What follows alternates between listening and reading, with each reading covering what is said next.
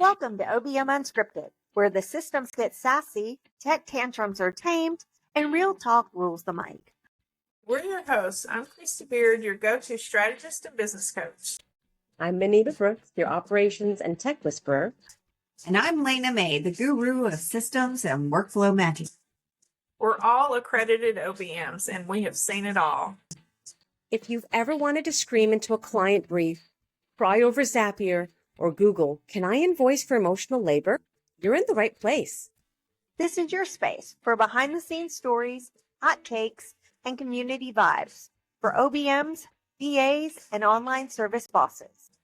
Real talk, real answers. Unfiltered, Unscripted. Hey everybody, welcome back to OBM Unscripted. I'm here with Christy and Muneeba, and today we're going to talk about dealing with difficult clients, and we're going to give you some red flags to know you're dealing with a difficult client.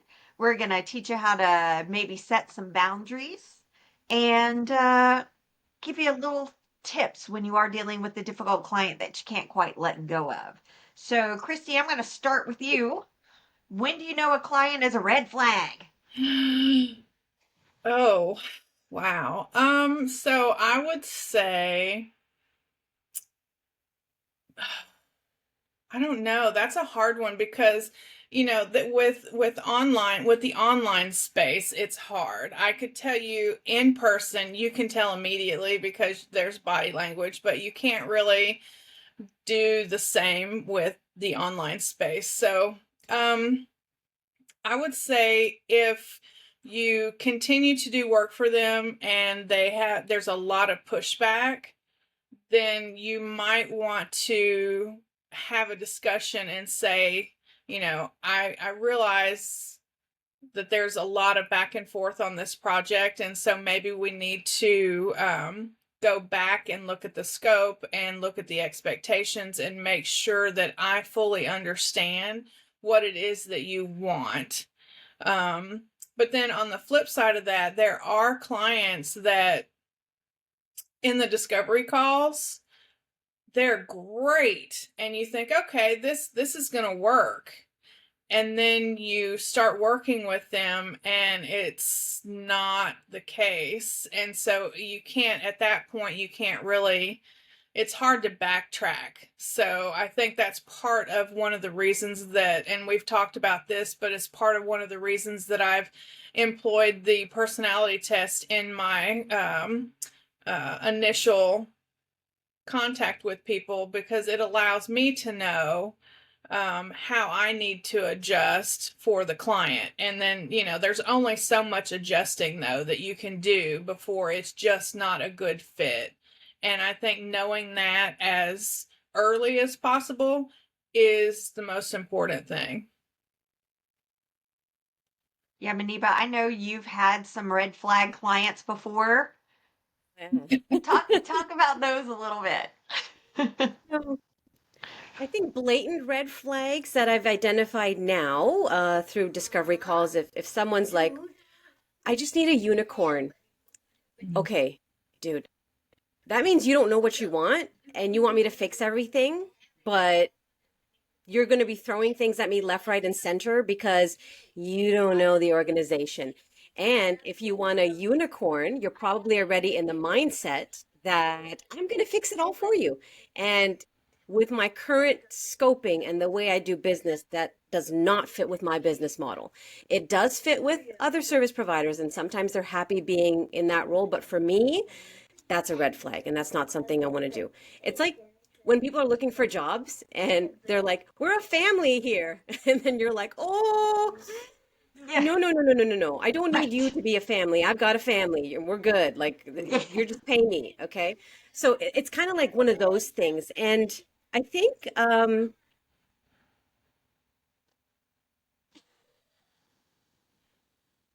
you can cut that out. Verbal stimming going on in the background right now. Love it. She needs to keep her on. That won't be a problem. She thinks it's hilarious. So cut this out and I'm going to finish my point. Okay. Honey, hold on. 20 more minutes, okay? Thank you. Maybe we include this like Neo. I don't know. Yeah. Anyway, but getting back to it, sometimes red flags are not so blatant, like out in the open. So I noticed a lot of people have done this as children. Specifically, like a lot of neurodivergent people have done this as kids. So you start to watch and recognize people's every shift in their tone of voice, every little micro expression, every little thing, because when you're out in the world and you're trying to figure out why you're not fitting in, you're watching everybody and you're observing and you pick up on all these little micro expressions. And that eventually builds into something that you use as a reference point that, oh, I saw this little eye twitch. Nope. Body screaming danger. Don't get into that because I know what's going to happen. So you develop this kind of a sixth sense, so to say, an intuition on even reading people. And actually, Christy, I know you said it's harder on Zoom, but I find it online, it's probably easier for me because you're centered right here and I have full view of your face and there isn't any distractions. There's other overstimulating stuff going on. I read your face. And sometimes if I catch something that makes me feel uncomfortable for whatever reason, I mean, it could be just something that just happened. But for whatever reason, I've learned that if I don't, sorry.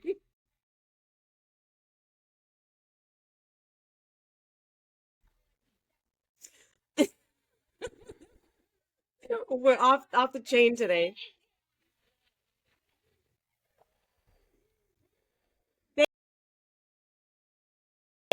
Give me 1 second and I will finish my thought. I promise you. Hold on. I'll jump in. I was gonna say I've got a thought too if she wants to while she's on mute, but go ahead. Well, one red flag that I hear a lot in real estate is no one ever works out for me.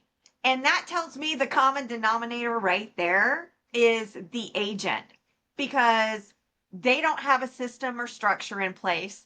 They want a miracle. They don't want a manager. And are they open to change would be my question. And if not, are they blaming everyone else for why they can't succeed? And that to me is a big red flag. So if you're flipping through VAs and transaction coordinators and I had to fire them or they quit, that to me is a huge red flag. So I may say I'm not the person for you unless you are open to change. And a lot of, real estate agents, they're not open to change. They want things their way, which is great. And they can always find a $3 VA who's going to do it their way. If they want someone to manage their business, that's not going to happen. It's going to take a lot more than that to manage their business. Yeah, that's what I was gonna say is a red flag that I've noticed that I don't even think clients or potential clients realize is their lack of being ready to delegate. And they want it really bad. They want somebody else to do the work. They want to not have to do everything and wear all the hats. But mindset wise, they may not actually be ready for what that means when you say, bring on a team and let's delegate this out, because they're so used to doing it their way that is something that they, not really reject, but it's a hard shift sometimes for entrepreneurs or business owners that have been doing everything theirself for so long. Yeah, and like Muneeba said earlier, they're looking for that unicorn.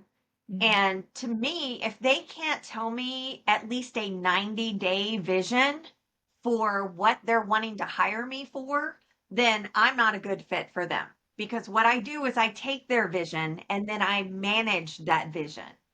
And if they have no clear vision, then they're stuck. You are never going to make this client happy. And you're just going to keep spinning your wheels and spinning your wheels because nothing is ever going to be enough for them. Yeah, I think scope creep too is something that,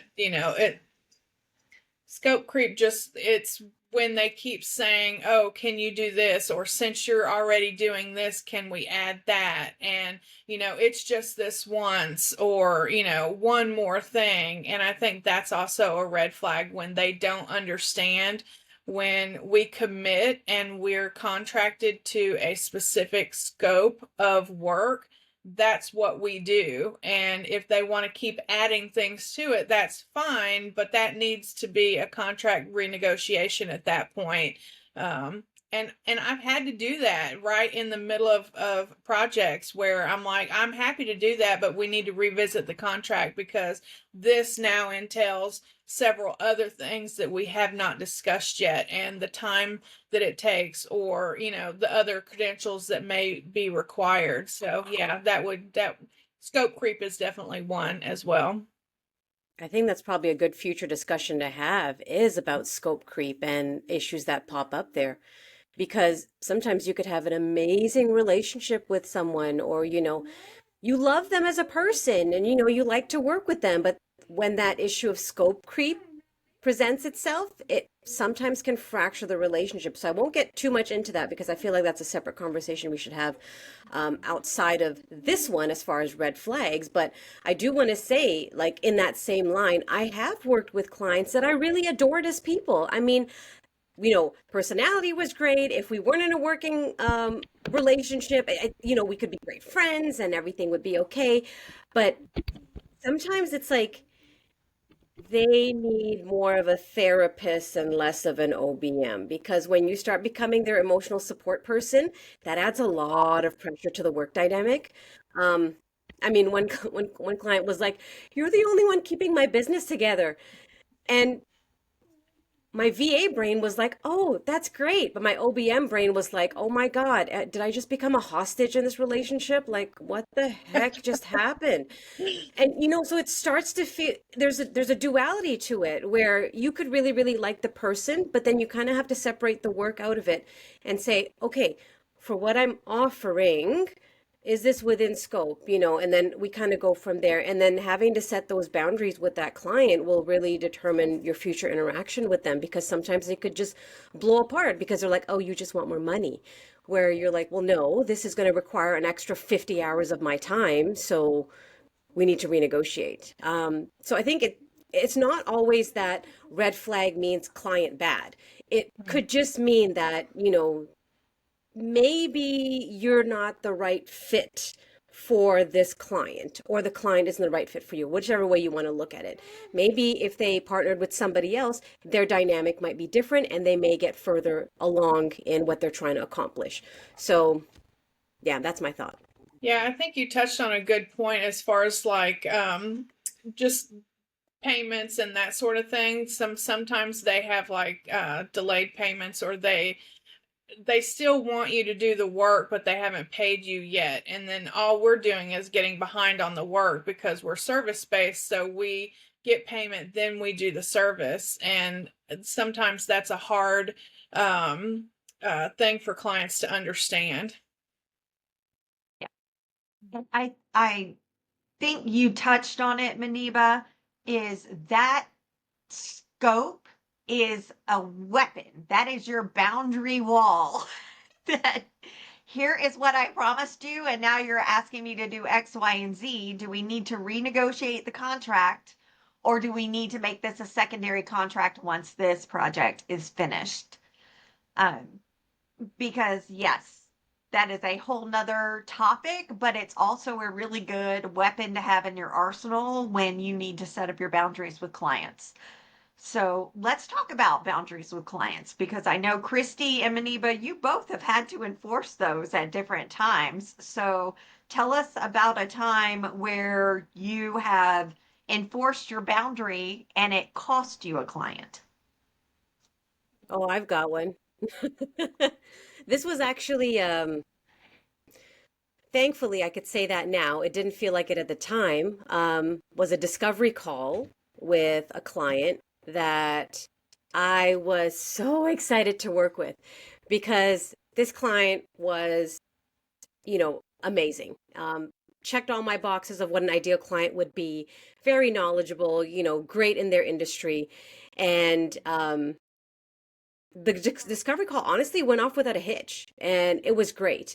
Towards the end of the call, they said, okay, well, let's talk about, how do you get paid? How does all this work? Okay, so I outlined it based on this scope. These are the payment terms. This is what we're going to do.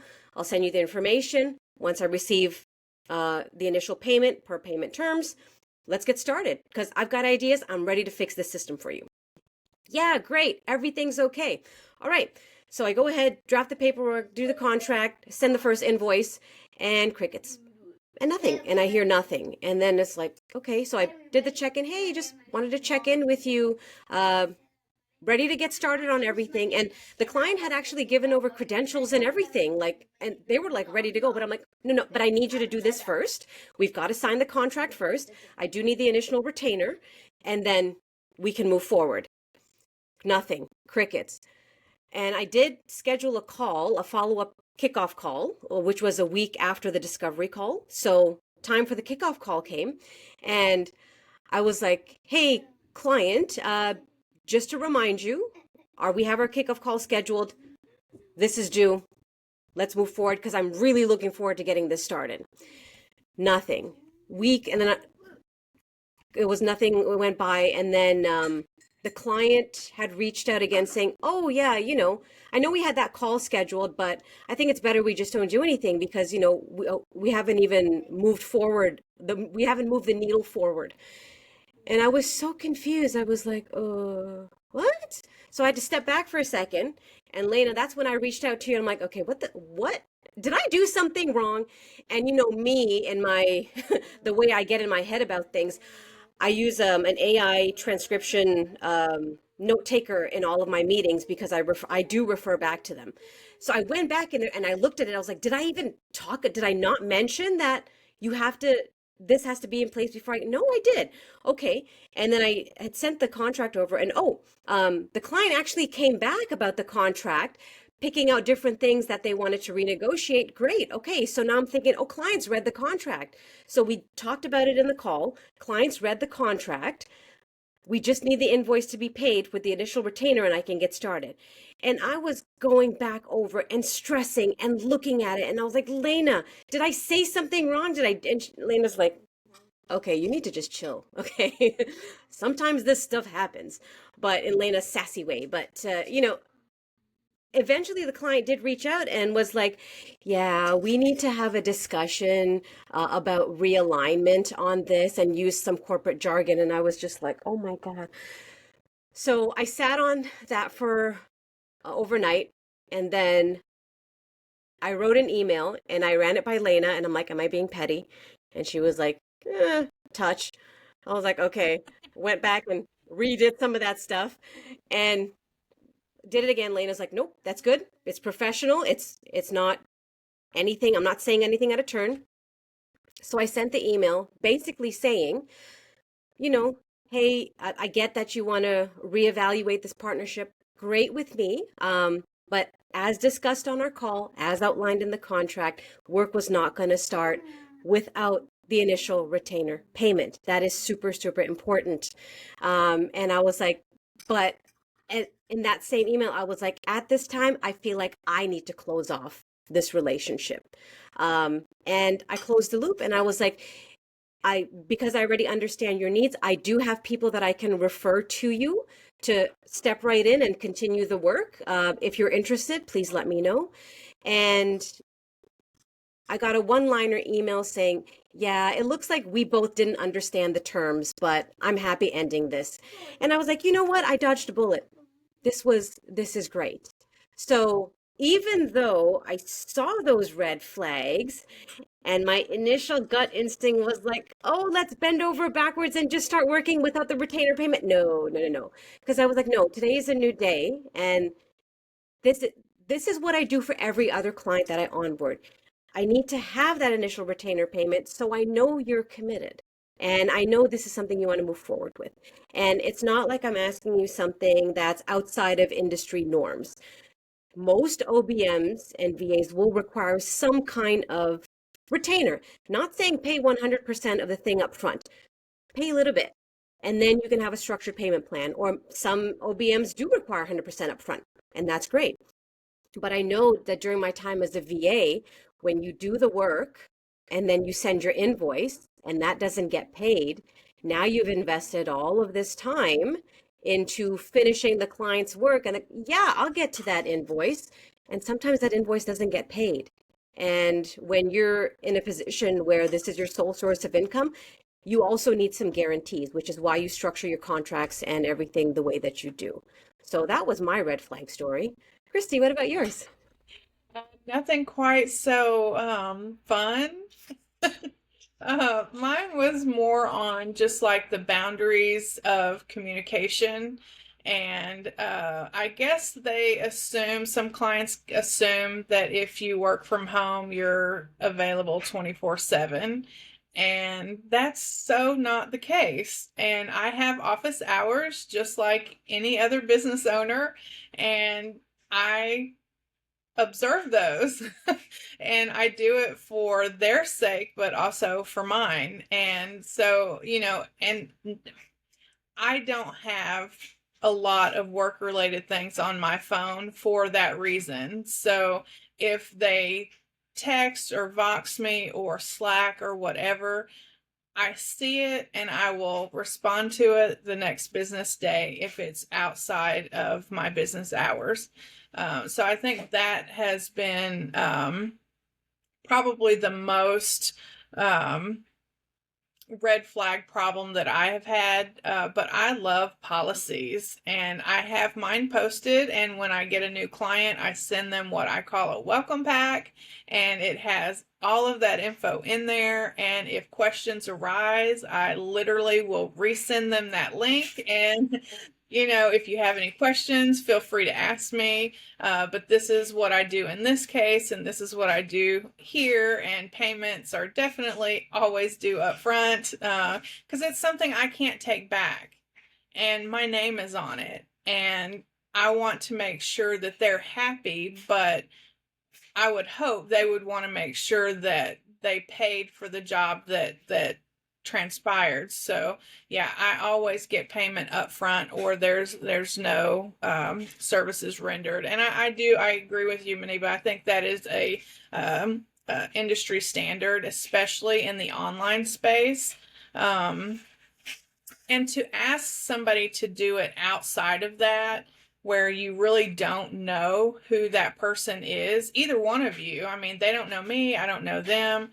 That's asking a lot for me to do something for them for free or to not be paid for it up front. And yeah, so that's definitely, I don't want to have that story, but I'm sure and I don't do retainer clients very much anymore, but I'm sure if I continued to do them, I would have something similar. But yeah, mine was more of a boundaries, like a communication and that sort of thing. And I've had people ask me to go out of like the scope, but we just renegotiate.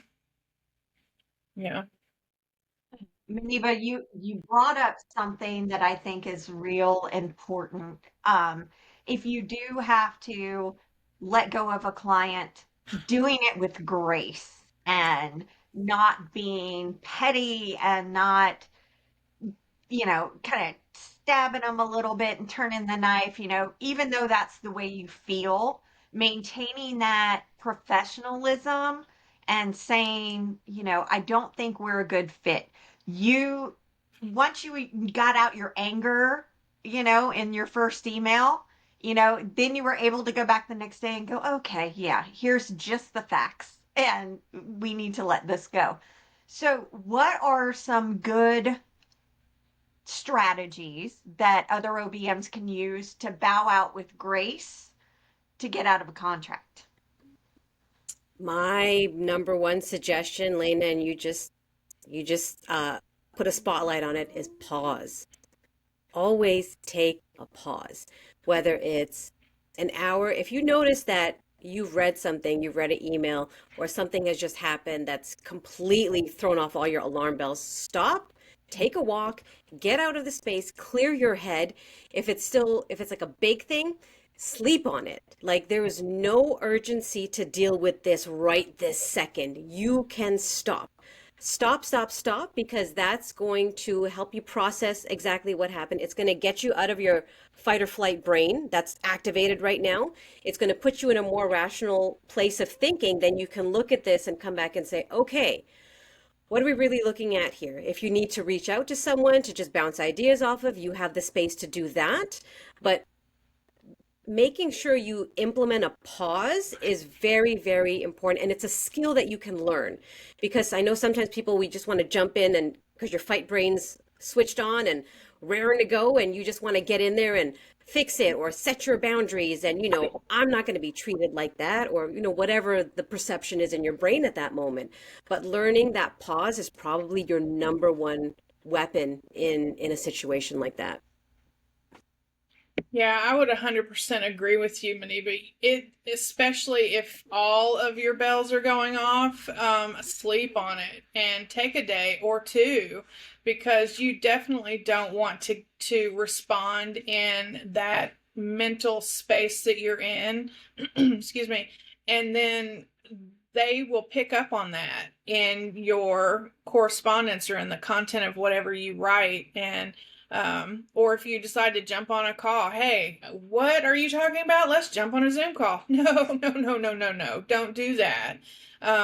Because it will come through, it will translate. So you need to get in a good headspace where you've thought it out, and compartmentalize. It's not personal, it's business. And you have to be able to separate the two. And if you can't, you should not communicate in any form, written or in a Zoom call, until you can look at things, step back and look at things, and talk rationally and think about it rationally, and try to see their point of view as well, so that you can look at it from all the different angles to try to figure out, okay, what initiated this? What can we do to move forward? What do we need to change? That sort of thing. Yeah, definitely don't respond immediately.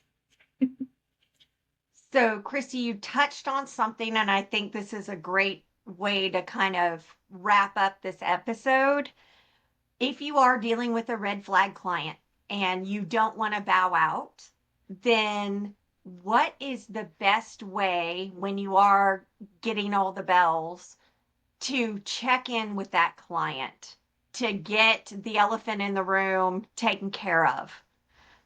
Do you do it weekly? Do you do it daily? Do you do it that day? Do you do it the next day? What is your strategies for that?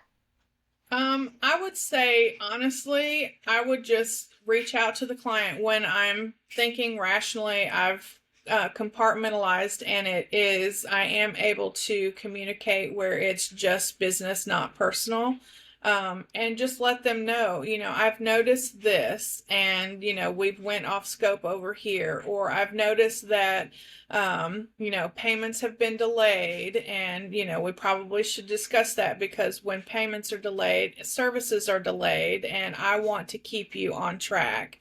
I would say you can talk about the elephant in the room in a way that makes them see that you're aware of what's going on, but you're not necessarily pointing the finger and saying you're the problem, because sometimes it might not be them. It might be them reacting to us. And so we need to try to figure out, from their perspective, why these things are happening, and then just talk about it. And, I know you've asked me to do just one more thing. So if you would like me to do this, then maybe we need to readdress the scope of the project. So I would say just talk about the elephant in the room in a way that doesn't point the finger, but definitely addresses the issues or the things that you have noticed that are coming up. And then that gives you an open dialogue to talk with the client and proceed forward in a way that makes everybody happy.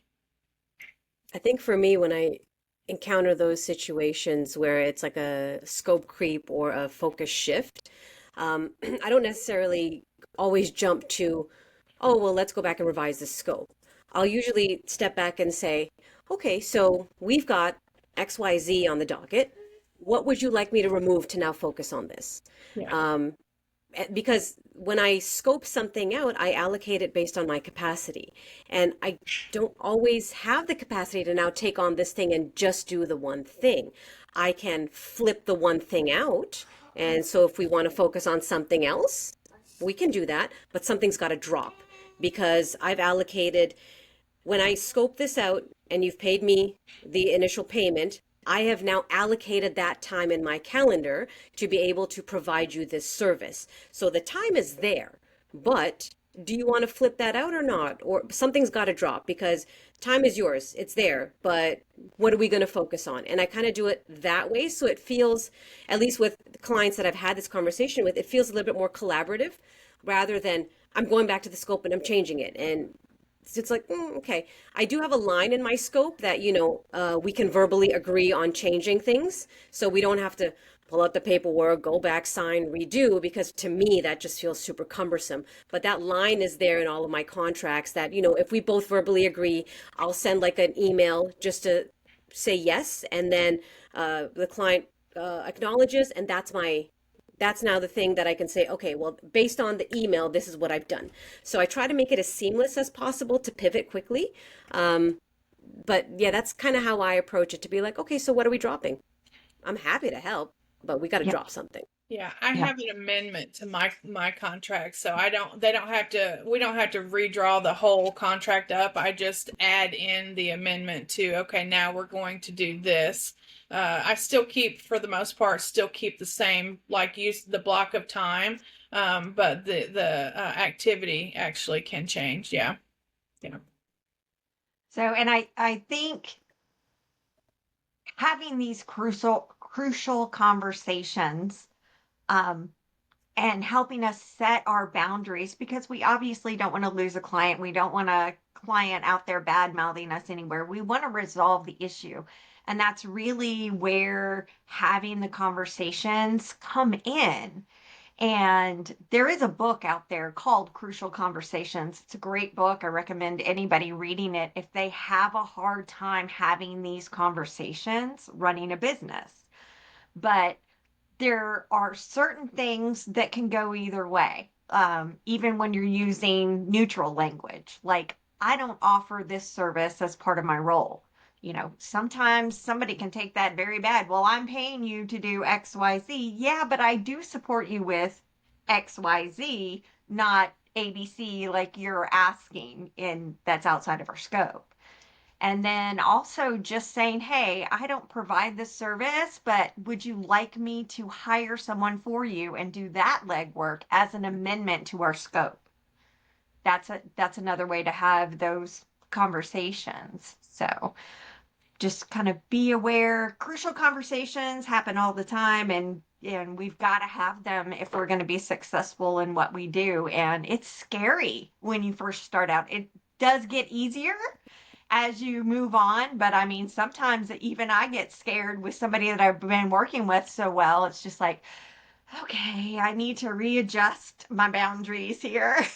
Now I'm scared to do it because I don't want them to be mad. But it is part of business, and it's something that we all have to do. So, all right, you guys, we're going to wrap it up for this week. This has been a great conversation. Of course, go over to our Facebook and LinkedIn and join our groups where we continue on the conversations, and we'll see y'all next week. Bye.